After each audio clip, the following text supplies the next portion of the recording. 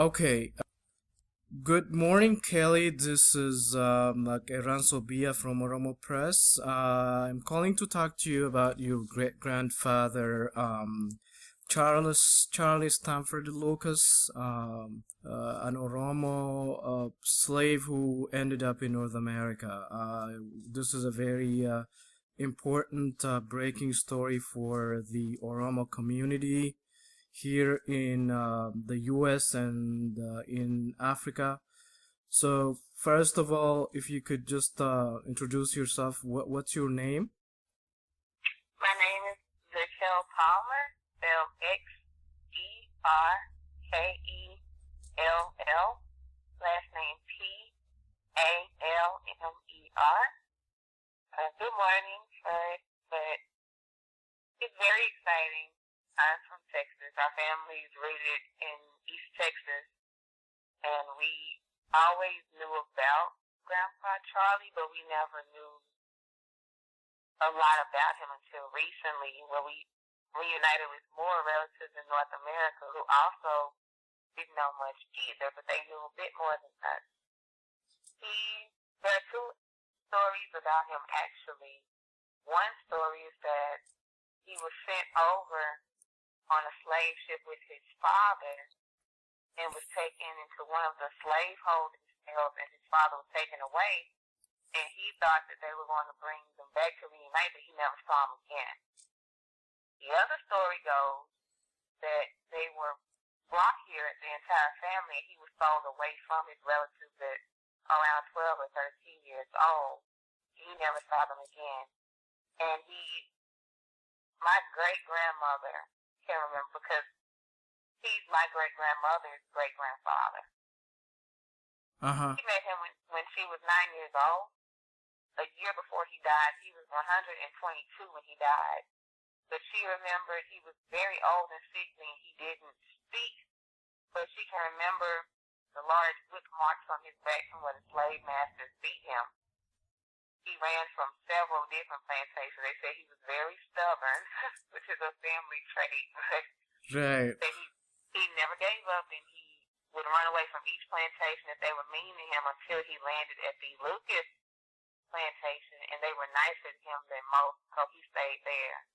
Yeah, so where is this Lucas plantation? The last plantation we know of, this all started, as far as we know, around Georgia or Virginia, but they ended up moving. He ran away and headed west. Yeah, so He ended up in East Texas, of all places. right.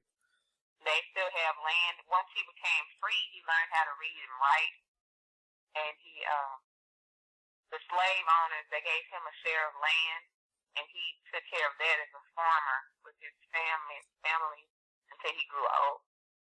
Wow, he was an intelligent man, so he owned the property too, right? Yes, he's still there, actually buried on the property. They're still there. Where in Now, Texas? Where's the property? Like, he's buried on the property, which is located where? my family, they went before I was born. This is in Rusk County, R-U-S-K Right. County, Texas, and he's buried next to his wife on the property. At one of the last family reunions they held, they actually had the reunion, a prayer ceremony at their burial site.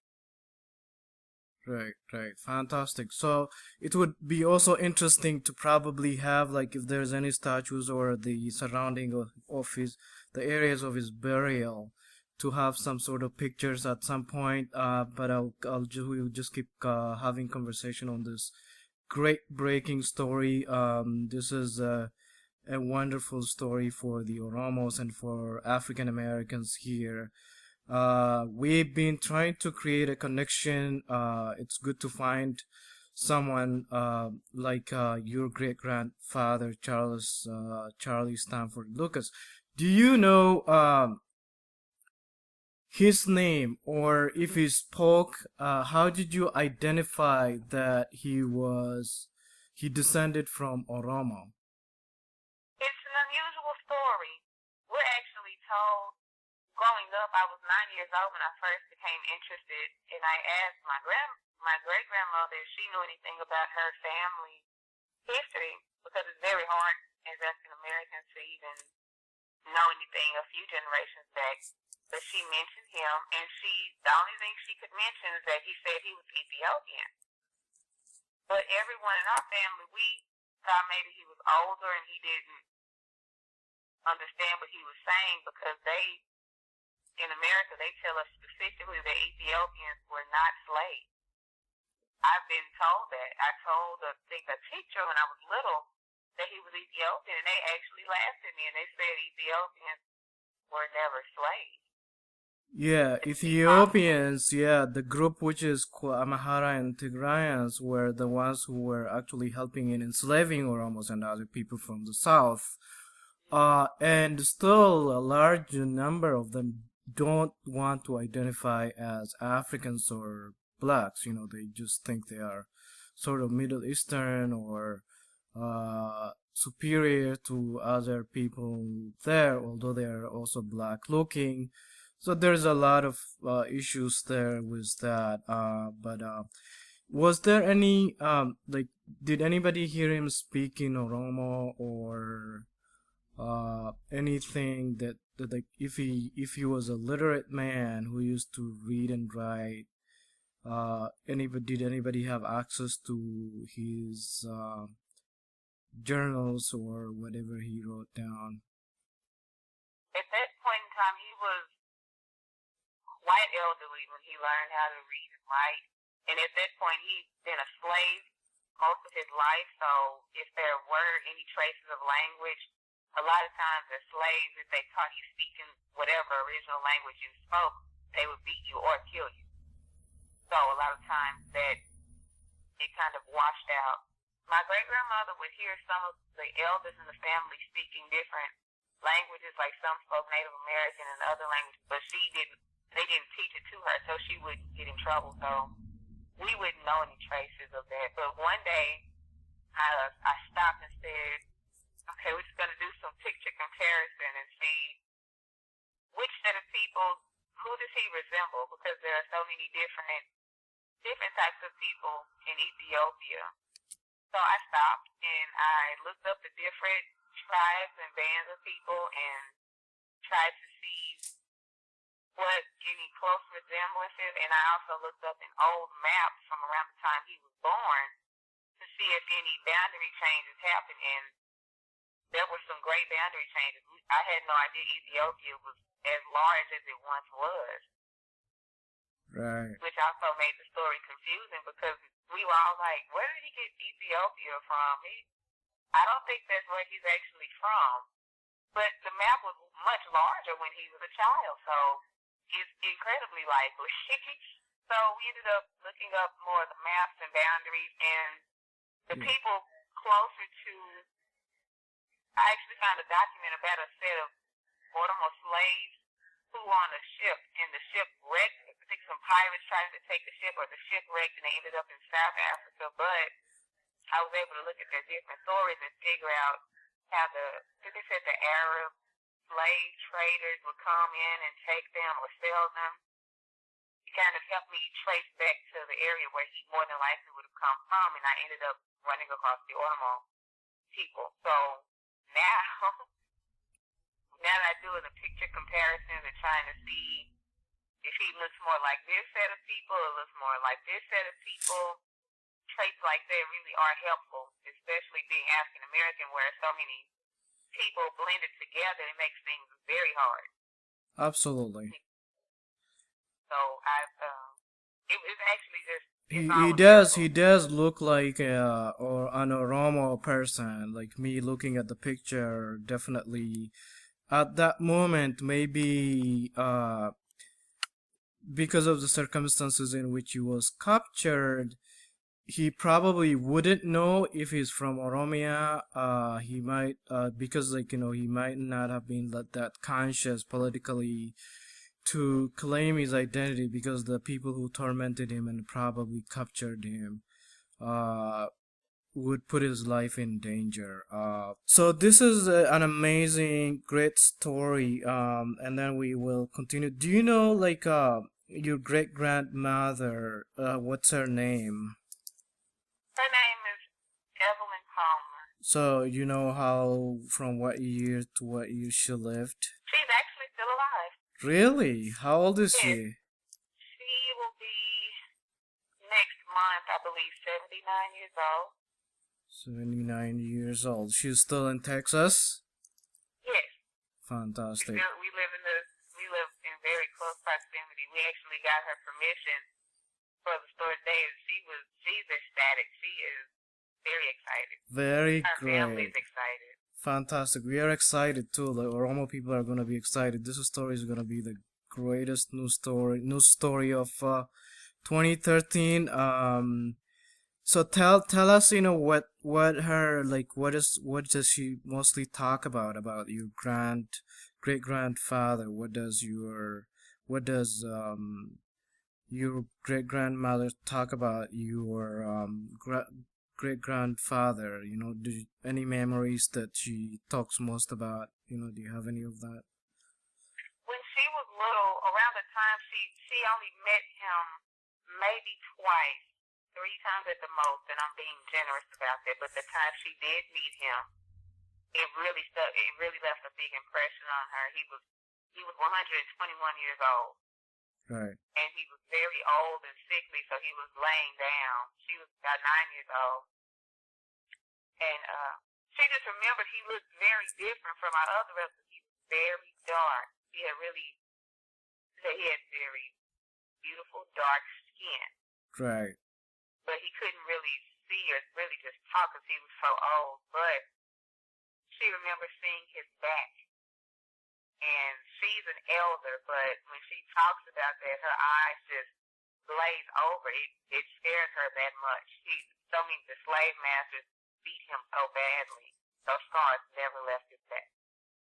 So there was a scar on his back, right? Yes, from the whipping, there were many scars. There were massive scars all over his back.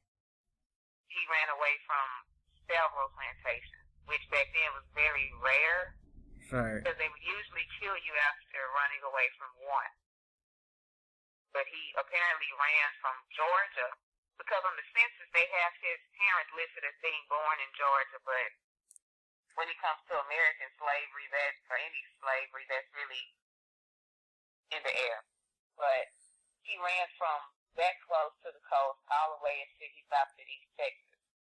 He was beaten many times, but he was very, very persistent in running away. Yeah, very persistent, and he was lucky to have lived 122 years. That's an amazing longevity as well. He could, she remembered when he was 122, our cousin, they actually had his son on record for a family reunion.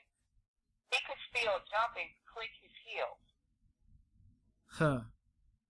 He only needed a walker, but he could still jump and click his heels if he wanted to. A very And strong they said he man. had really great memories.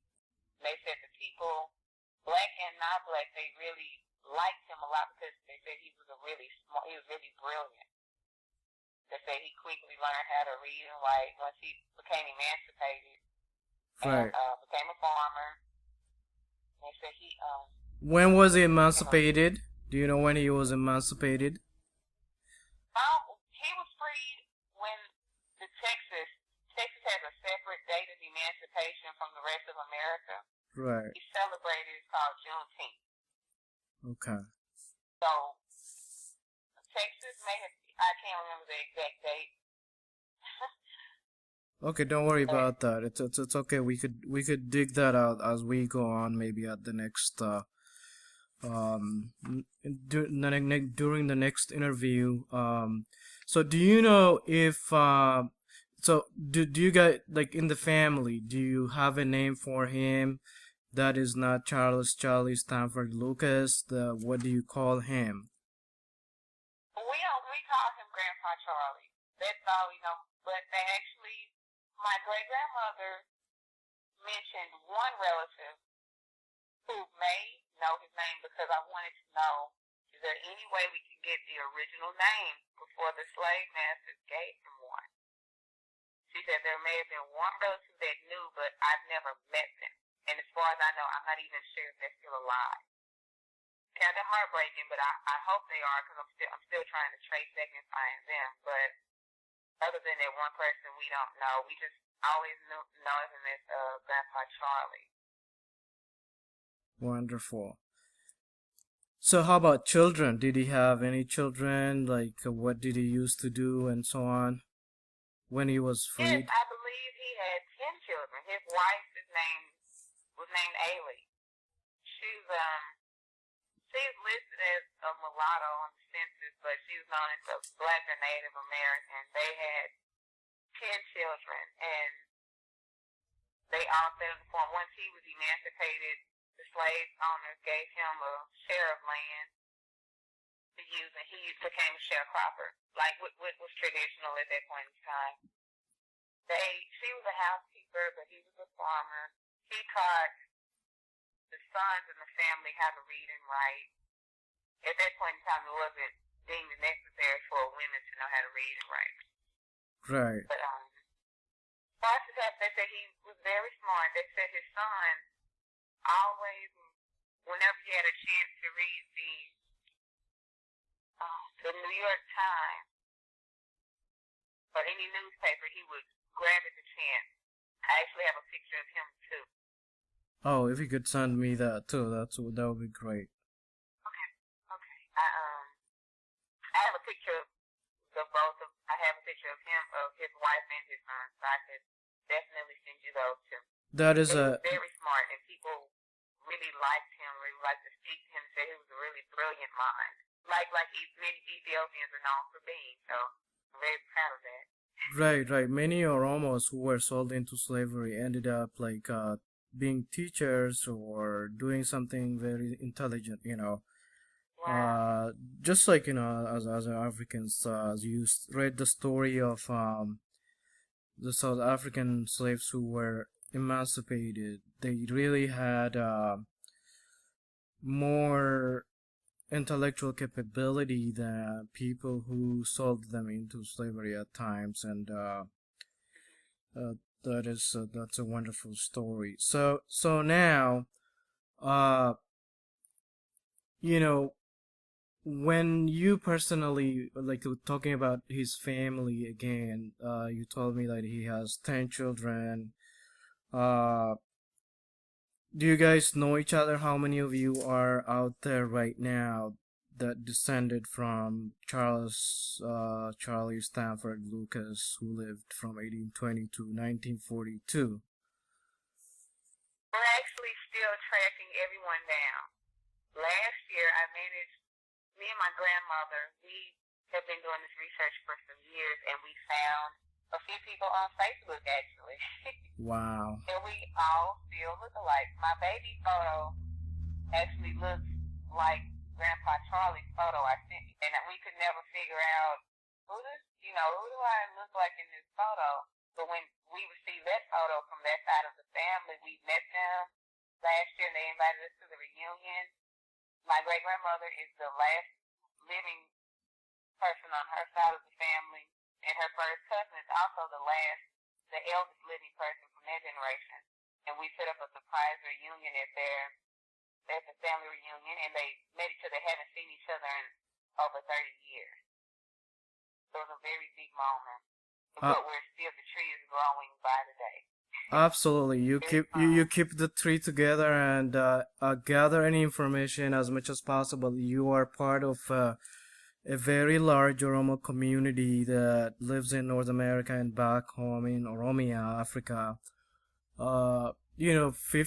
50 million people back there, and over a quarter of a million in the US and North America.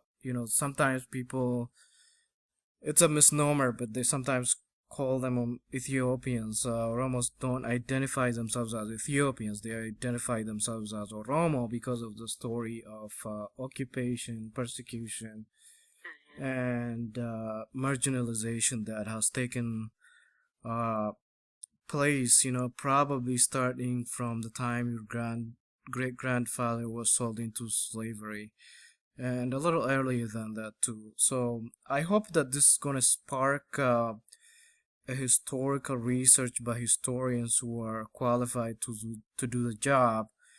Uh, Hope so too. It's a really, I'm really honored to yeah, have the Audubon community accept us. It's usually that people won't accept you if you try and reach out and reunite after. yeah. No, this is we accept with warmth because we know the circumstances under which our people were sold into slavery. We definitely accept that. We need that, and we need to create a bridge between the African American community that was here a long time ago and the recent arrivals because of the conflict back home, the immigrants or refugees, and people who are here for different reasons. Yeah, Uh, I really hope that this story can help bridge the gap because most people today don't know that any Ethiopian, any Oromo were ever slaves. They think it only happened on the west part of Africa. So, and there are a lot of people who know what happened, a lot of people who just don't want to share the truth that Ethiopians and Oromos actually were enslaved. And it actually changed my life because we didn't know beforehand. There are things we're not taught that in school. We're taught everything except that. right. So we're barely taught about slavery in general. So to hear about slavery from the eastern part of Africa is practically unheard of. So hopefully this can help bridge the gap and help people learn about their roots over here, and Absolutely. help them realize that it's perfectly fine to have roots in Africa and be proud of that. So I'm very Absolutely. thankful. Absolutely. We are very grateful as well about this story. So, what tell me about you? How are you related to your great grandfather? Of course, he's your great grandfather. But what did you? How did you feel? When was the first time you found out? And what did you feel at that moment of discovery? Maybe. He's Charles he's my great great great grandfather. So I felt privileged to even have a chance to learn about any ancestor that far back. It's hard to find out about any relatives for most African Americans beyond great great grandparents. Even that's a stretch. So to know about that was really fortunate. My great grandmother, was able to bridge these many generations apart. I'm born in 1990. He was born in 1820, around that time. So we're 200 years apart, but I feel incredibly close to him and his experience. I was 9 years old. I'd always been interested in family trees and ancestry and things like that. I always have been. But if you don't know where you're from, you won't know where you're going. Absolutely, I agree with that. Always, I do absolutely agree with that point. You can never go anywhere unless you know your past. That's very true. Right, and that's a problem a lot of African American youth have now, and I see that increasing with a lot of the African community that's moving in now. A lot of the younger people, they want to become westernized, and they end up abandoning their culture, and they don't realize that it's actually going to hurt them in the long run. And we're trying Absolutely. so hard to trace our roots, and they're just abandoning them. So it's really a great thing to see younger people trying to reconnect and be proud of where they're from. I was 9 years old when this first started when I asked about him, but it wasn't until I was around 18 years old when I first just intensely began searching. My grandmother, it turns out she always went to church, but no one else in the family cared, or if they did care, they didn't know where to start. One morning I had a dream that there was this man. I couldn't see him. I could only see his legs, but his clothing was tattered, like he was running away from somewhere. He was bare feet, and he was running through the woods really fastly, but he was running west. Right. And it only flashed for a few seconds. I saw that and I woke up, and that was all I saw. Huh. Fast forward 4 years, and I meet my cousins I had never seen before, but we all actually stayed within really close proximity to each other, within the same state, within the same city, even up the same street. And he sent the picture of Grandpa Charlie to me, and I immediately began to cry. So I didn't see anywhere above his knees, but I just saw dark skin, and he was barefoot. He was running. I can't even remember if there were chains on his feet, Huh. but those legs were the exact same color as Grandpa Charles. Amazing. I said that was him. That was a dream. It was him. You did a great job identifying him. He found him. He found him. So it's a great big tree, and it's growing by the day, and we're excited. Each time we find a new family member, we're excited, and we welcome them, and we invite them to all the reunions and get together. It's a great deal, and we love different cultures and things like that. But it's great when you know that things are not so different. That you are Oromo, you are African. It's perfectly fine to be African. Absolutely, absolutely. It's all the same. I mean, like, the broader identities, African or almost perfectly accept African identity. We are the quintessential Africans because, like, the first human being, Chaltu, or the people call her Lucy, is her remains were found in Oromo area. So we pride ourselves on being the cradle of humanity. Absolutely. So, we if anybody could be Africans, it's the Oromo. Oromos don't deny their Africanness. Other groups in Ethiopia do. So this and is it's really really unfortunate wonderful. because it makes a great rift. And we didn't know. We thought that was just an American thing until we get older and we communicate more with people and we see, oh, this is an issue back home too. Yeah, it is an issue because, like, there is even like a denigration, like you have an N word in probably racial America, but in Ethiopia they have a G word where they slander and do like racial slurs. Even to date, like, there was this raid on a university campus just a few. I heard about that some days ago. Yeah. So I actually found out about that I think through Oromo Press. Yeah. So that was caused mainly by people who are from the north, the ruling groups, who wrote like things in toilets, insulting Oromo and calling them dehumanizing names and so on in bathrooms, in libraries, in study rooms. It's sad because I know the word you're talking about, and when I was first learning, I would see that word all the time. Yeah, thank goodness, I didn't. The violence is just way crazy. It's a bad word or not until people. I'm reading online and they're like, we don't use that word. It's really negative. So I'm glad I was able to learn that without a personal experience of misuse and misinformation. So wow. Yeah, it is. It's a very huge issue currently because like Oromos don't have like political, military, and so on power, economic power in the country. It's a people who are going through a struggle, so like African Americans are. So it's very ironic. I noticed that. I said this is just like here, pretty much. We now have a black president, but beforehand, right. And even though we have a black president, there's still the minority, the literal minority is still the political majority, the social majority. So I said, wow, that's really, the more things change, the more they stay the same. So I feel even more inclined to learn more about, my Oromo people, I'm proud to say. Right.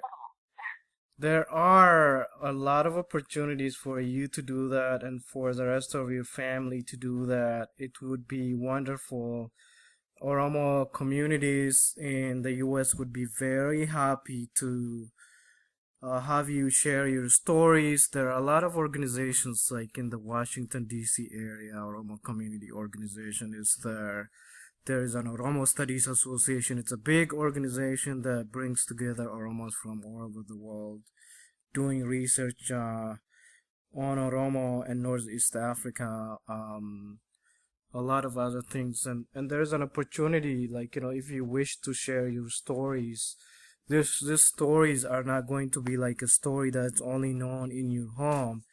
It is a story that many researchers are going to be interested in. As you know, there's a lady who is doing a research in South Africa, and probably we'll try to keep you in touch with her as well. And this is a wonderful developing story. We are grateful you made yourself available for this interview, and so the so now do you know any other people who were like him? Like, what did he like to do? Like, what any other people? What did he like to eat, drink, or any habits that you know about your great grandfather? Any stories that are reflective of what he used to like and dislike, or My great grandmother and my cousin, they may actually be of more assistance to you than I can. I can get the questions from you and ask them to send right, them to you, or I can see if they'll have a interview with you too. She's an elder, but she still remembers. She still remembers bits and pieces of things. But yeah, they may be of more assistance to you that way. okay, great, wonderful, wonderful. So, do you have anything? Actually has a family reunion tape of Grandpa Charlie's son talking about him. Yeah, that would be Only a wonderful. minute or two, but that's a big help. Absolutely. So yeah, I hope this is gonna kind of start a new conversation, and other media would pick up on this at some point. And probably people are gonna contact you. I'll put this online, and I'll just yeah, this is a wonderful story. So you have anything to add to that? Anything? What you currently doing? What are you doing currently yourself? Oh, I'm a college student. Oh, Uh, fantastic! What are you? What?